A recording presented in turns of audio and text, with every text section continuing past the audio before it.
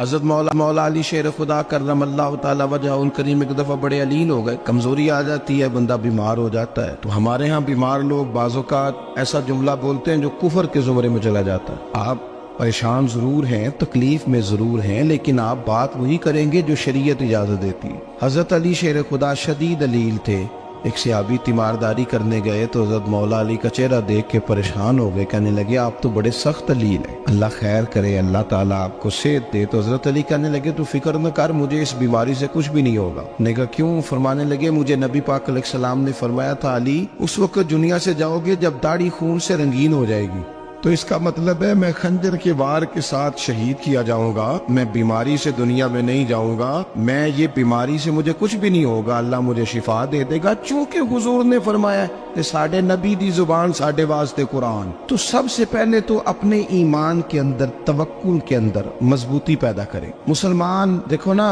نماز پڑھنے سے روزی میں برکت ہوتی ہے، تو پھر اس کا مطلب یہ ہے کہ جب ٹائم آئے نا نماز کا تو گاہک جتنے مرضی کھڑے ہوں پھر دکان بند کرنی چاہیے، پھر نماز پڑھنی چاہیے، کیونکہ روزی تو اللہ نے دینی ہے، گاہکوں نے تو دینی۔ تو سب سے پہلے ضروری ہے مضبوطی ایمان، توکل، اللہ کی ذات پر بھروسہ۔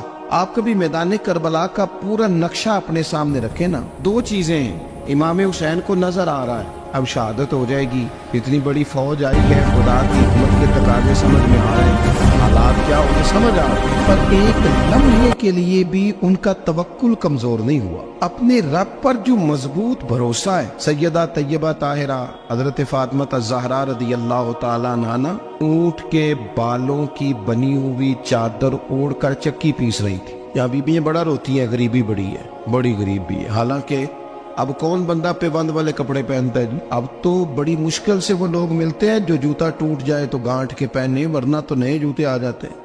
حضرت سیدہ پاک اونٹ کے بالوں کی بنی ہوئی چادر اوڑھ کے چکی پیس رہی تھی۔ نبی پاک صلی اللہ علیہ وسلم نے دیکھا، آنکھوں میں آنسو ضرور آئے، پر محبوب نے فرمایا فاطمہ دنیا میں تھوڑی سی تکلیف برداشت کرو، قیامت کی ساری عزت اللہ آپ کو ہی عطا فرمائے گا۔ تو توکل کی مضبوطی، اللہ کی ذات پر بھروسہ، اپنے رب کریم کے ساتھ امیدوں کا وابستہ کرنا، اس سے مضبوطی آئے۔ دوسرا فرمایا وَعَمِلُوا الصَّالِحَاتِ، بہترین عمل کیا جائے زندگی میں، نیک اعمال کیے جائے، وقت ضائع نہ کیا جائے، ہر وقت کوئی نہ کوئی کام بندہ کرتا رہے۔ یہاں بہت سارے لوگ ہیں جن کو لوگ نیک کہنا شروع کر دیتے ہیں نا، وہ سمجھ لیتے ہیں شاید ہم سچی مچی نیک ہیں۔ لوگ جو کہتے ہیں حضرت صاحب کی بلا، پیر صاحب کی بلا، میں یہ طالب علموں کو، دوستوں کو، بلکہ اپنے آپ کو بھی کئی دفعہ کہتا رہتا ہوں، اپنے آپ کو سمجھاتا ہوں کہ یہ لوگ تجھے کہہ رہے ہیں حضرت صاحب، یہ تو رات کو تو اپنے آپ سے پوچھنا، اپنے رب سے پوچھ، کبھی موقع ملے تو اپنی گریبان میں جھانک، غور کر کے تیری کیفیت کیا ہے، تنہائی میں تیرا دل اللہ سے جڑتا ہے کہ نہیں،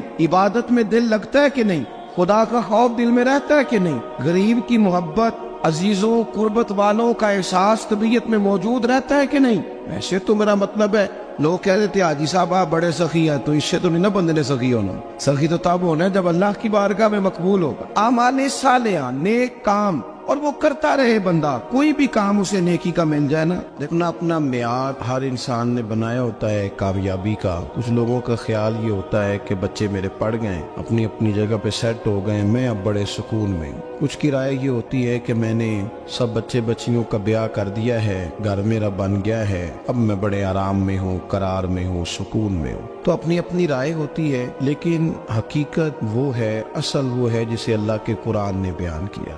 اللہ کریم نے فرمایا والعصر، اے محبوب علیہ السلام ہمیں آپ کے زمانہ مبارکہ کی قسم ہو، ان الانسان لفی خسر، فرمایا بے شک انسان خسارے میں، نقصان میں۔ اپنے تئیں کوئی دعویٰ کر لیتا ہے، آپ دیکھتے ہیں کہ بہت سارے لوگوں کے دعوے اپنے اپنے ہوتے ہیں نا۔ کسی بھی طالب علم سے آپ پوچھیں پیپر دے کے آئے تو پیپر کیسا ہوا ہے، تو کیا کہتا ہے؟ جب کینڈیڈیٹ الیکشن لڑتے ہیں تو رات کو جب وہ سوتے ہیں تو سارے جیت کے ہی سوتے ہیں، ان کو سب یہی کہتے ہیں کہ لوگ سارے تیرے ساتھ ہی ہیں۔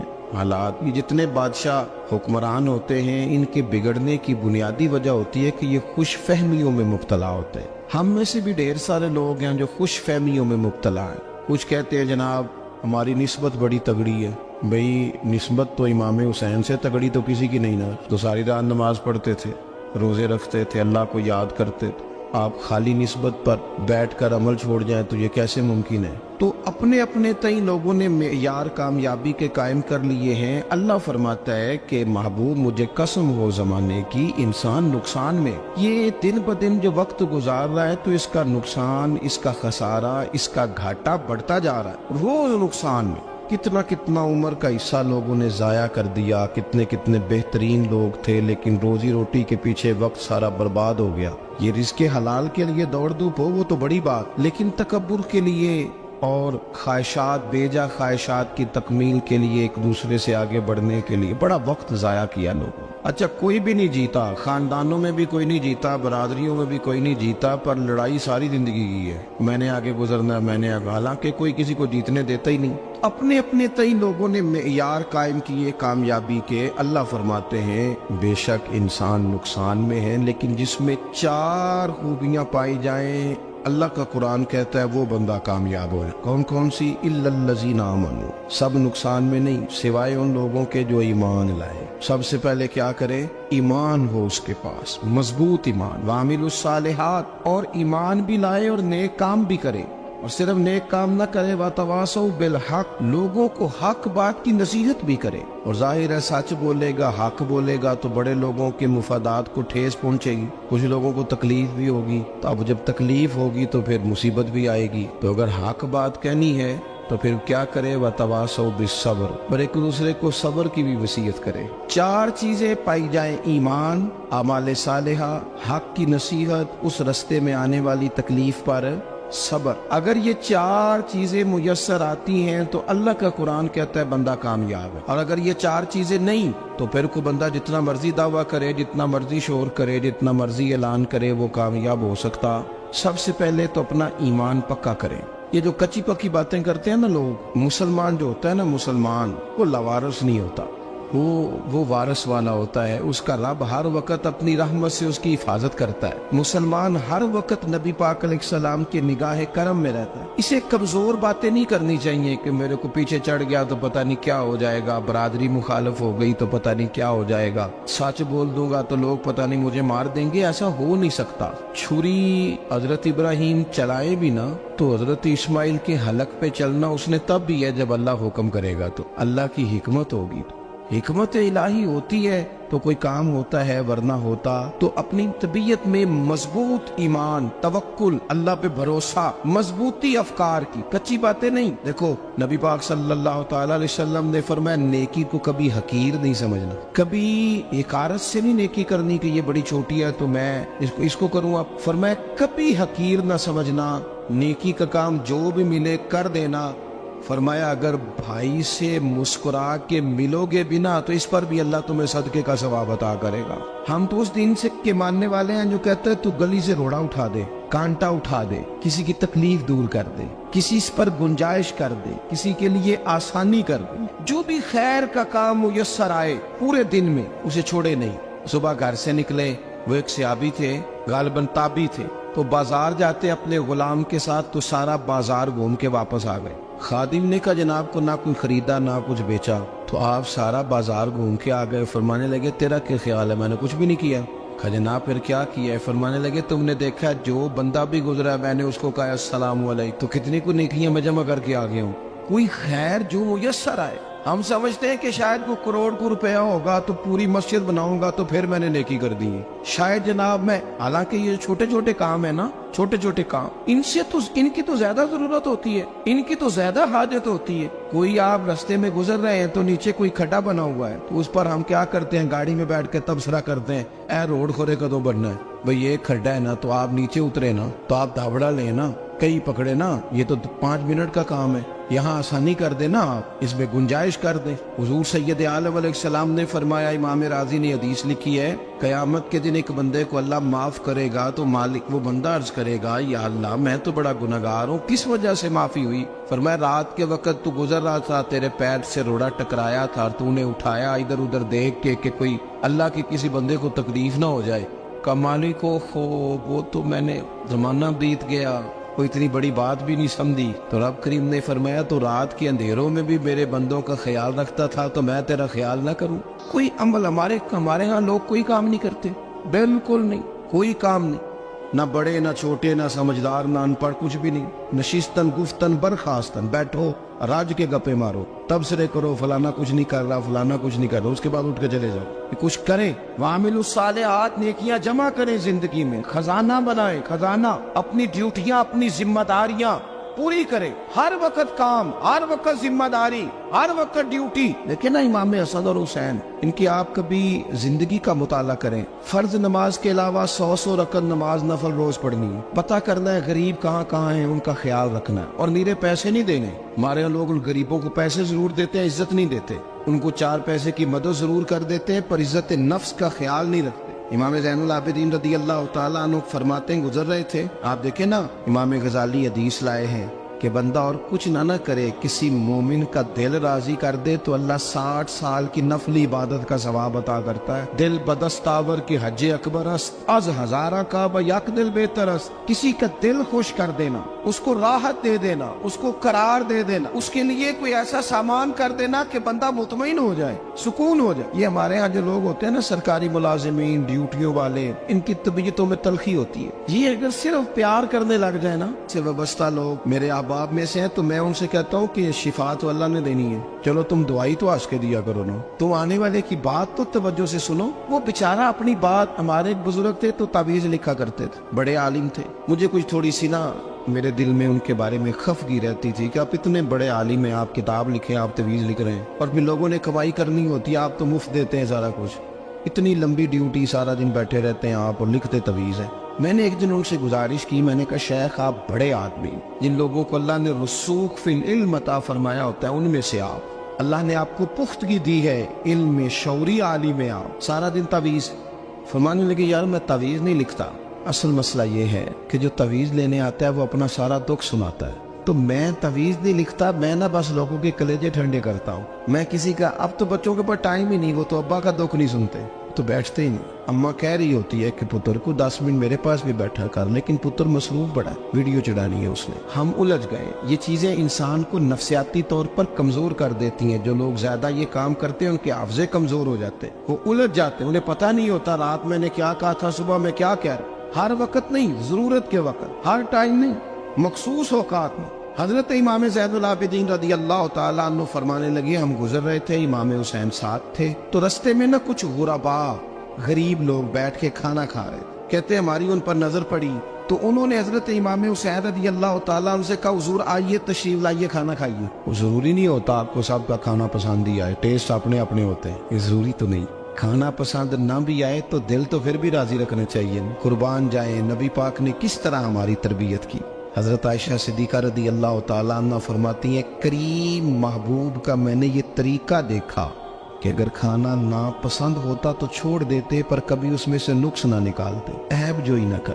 گرمی کے موسم میں کھڑی ہے بیچاری خاتون، اور کتنی مشقت سے اس نے کھانا بنایا، اور کتنی گرمی سہی ہے چولہے کے سامنے، لیکن صاحب کو کھانا رکھا ہے تو وہ کہتے ہیں یہ تو کی پکایا ہے، وہ کھانے والی چیز ہے بھائی، اس طرح کرنا. اب جو اگلی ہنڈی ہے وہ تو پکا، نہ تو کھڑا ہو. یہ پتہ چلی یہ کام کتنی مشقت کا ہے. زندگی میں کچھ تھوڑا سا دوسروں کا خیال رکھنا، یہ بھی تو دین کا حصہ ہے. آپ اپنی زندگی میں ہمیشہ اپنے لیے سوچے، کسی اور کا سوچے ہی نہ. تو میرے عزیز یاد رکھیں گے آپ، امام زین العابدین کہتے ہیں نبی پاک صلی اللہ تعالیٰ علیہ وآلہ وسلم نے نا حضرت امام علی مقام کی، امام حسن اور حسین کی اس طرح سے کچھ تربیت فرمائی تھی کہ غریب پروری ان کے اندر رچ بس گئی، مزاج بن گیا. وہ غربا بیٹھے تھے، دسترخوان بچھائے سڑک کے کنارے، تو امام حسین گزرے تو انہوں نے آواز دی. امام صاحب لوگ ذائقہ نہیں لگے، حضور تھوڑی روٹی نہیں کھا لیتے ہمارے ساتھ. تو امام صاحب آ گئے، نیچے بیٹھ گئے غریبوں کے ساتھ. کوئی جرت کرے نا، چلو امیروں نے تو غریبوں کے ساتھ بیٹھنے کی جرت نہیں کرنی، کوئی پیر ہی بیٹھ جائے غریبوں کے ساتھ، وہی مہربانی کر دے کہ میں پیر صاحب ہوں، قبلہ ہوں، تو میں ہی چلو لنگر کھا لو مریدوں کے ساتھ بیٹھ کے. ہماری تو محفلوں میں بھی نا جی، نعت خانوں کا، مولویوں کا، دوسروں کا کھانا اور ہوتا ہے، اور غریب آدمی کو شاپر میں چاول ڈال کے دیتے ہیں، ساتھ اسے کہتے ہیں یہ لنگر شریف ہے. بھئی اگر یہ شریف ہے، تبرک ہے، تو اے پیر صاحب نو نہیں سی لنگدا، اڑتا ہے گلے میں لنگر ان کو. یہ لنگر شریف جو ہے یہ نعت خان کو بھی تو گزرنا تبرک ہے کہ نہیں؟ ہاں نہ تو کرو نا. تو جیڑی زیادہ تبرک والی شے ہے وہ پیراں نو بھی تو کھانی چاہیے نا.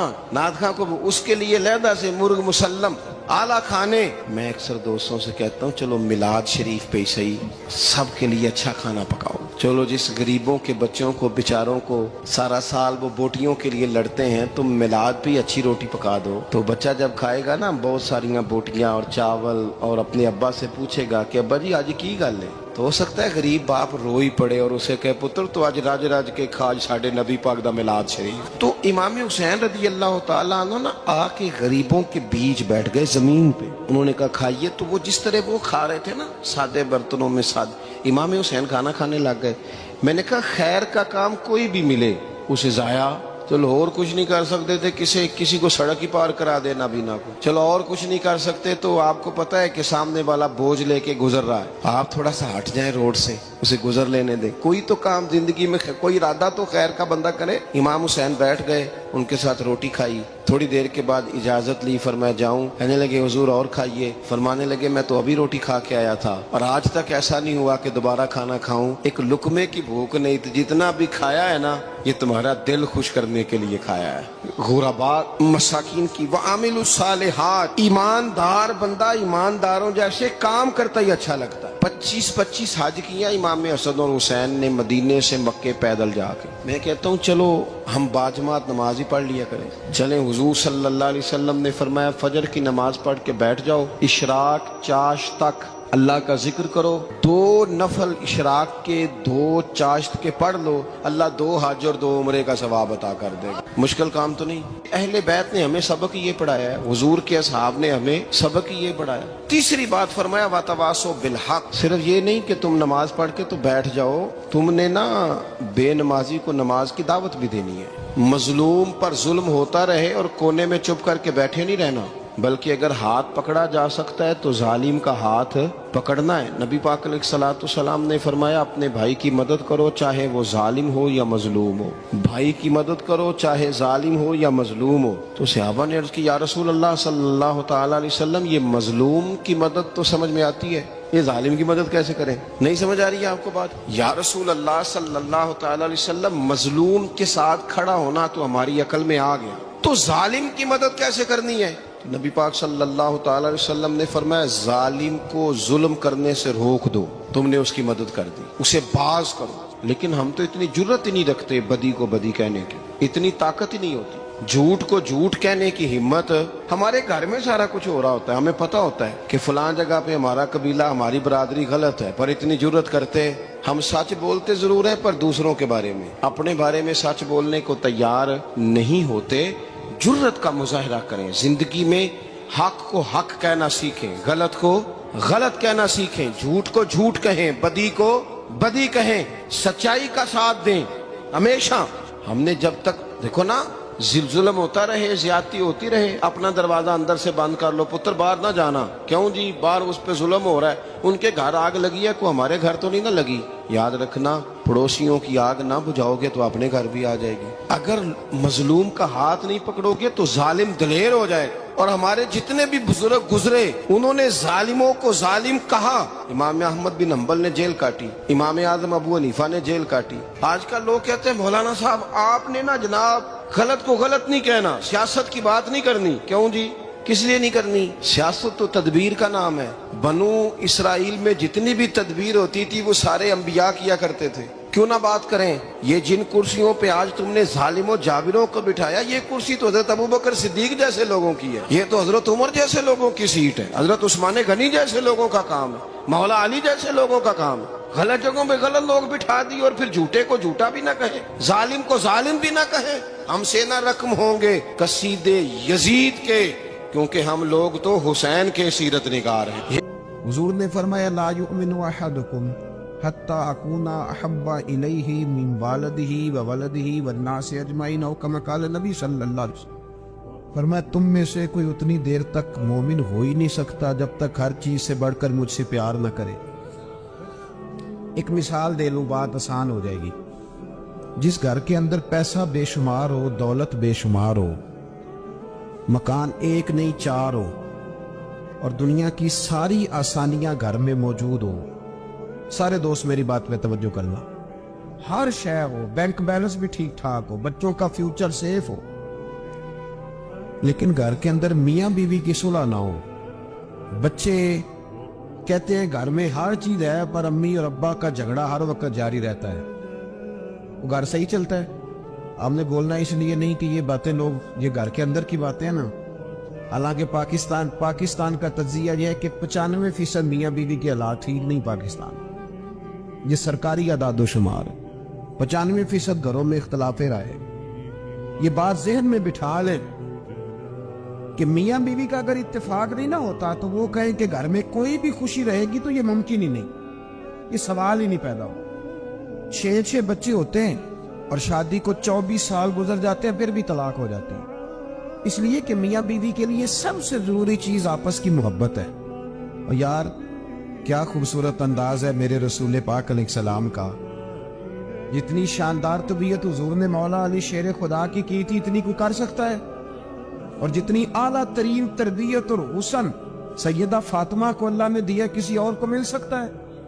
لیکن میرے نبی پاک علیہ السلام نے ان کی شادی کے بعد ان کو اکٹھے بٹھا کے ان کے سر آپس میں جوڑ کے ہاتھ اٹھا کے دعا کی تھی کہ اے اللہ ان کے درمیان محبت پیدا فرما دے۔ میاں بیوی کے درمیان جو سب سے اہم چیز ہے وہ محبت ہے۔ بچے کہتے ہیں ہم کدھر جائیں، ابا کی سنیں کہ اماں کی سنیں؟